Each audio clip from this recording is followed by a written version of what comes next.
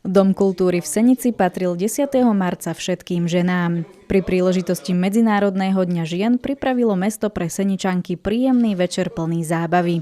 Primátor mesta sa prihovoril s poďakovaním za všetko, čo robia pre svoje rodiny, pracoviská aj pre samotné mesto.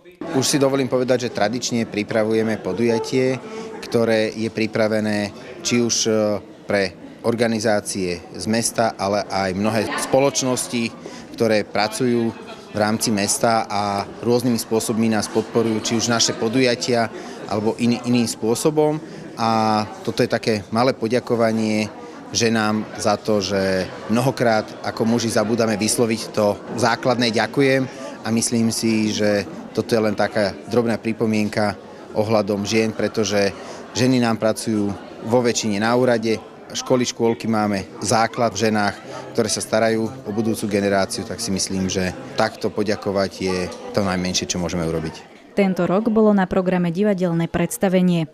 Komédia Bež ako o ženu v podaní divadla Artinas priniesla do sály smiech a dobrú náladu, o čom svedčia aj spokojné tváre diváčok. Páčilo sa nám veľmi, bolo to zaujímavé, zabavili sme sa všetky. Bolo to výborné, veľmi sa teším, že bola zvolaná ako žáner komédia a tým pádom to bolo úplne uvoľňujúce, úžasná atmosféra, naozaj veľmi dobré výkony herecké.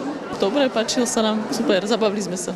Veľmi sa nám páčilo predstavenie a myslím si, že je to taká pekná tradícia už pre nás ženy, že nám to pekné vystúpenie mesto pripravuje.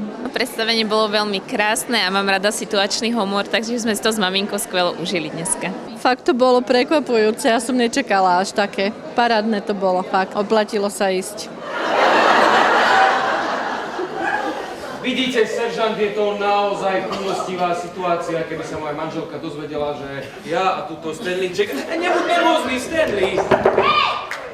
To je zase Barbara, upratuje spálňu. Musel som ju zamknúť ako obyčajne, Stanley, no.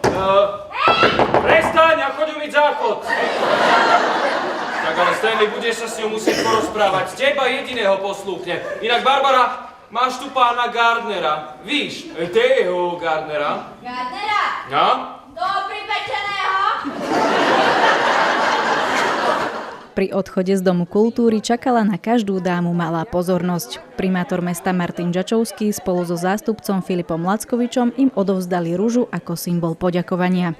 Podujatie tak bolo nielen oslavou Medzinárodného dňa žien, ale aj príjemným stretnutím plným dobrej nálady a uznania pre všetky ženy v našom meste.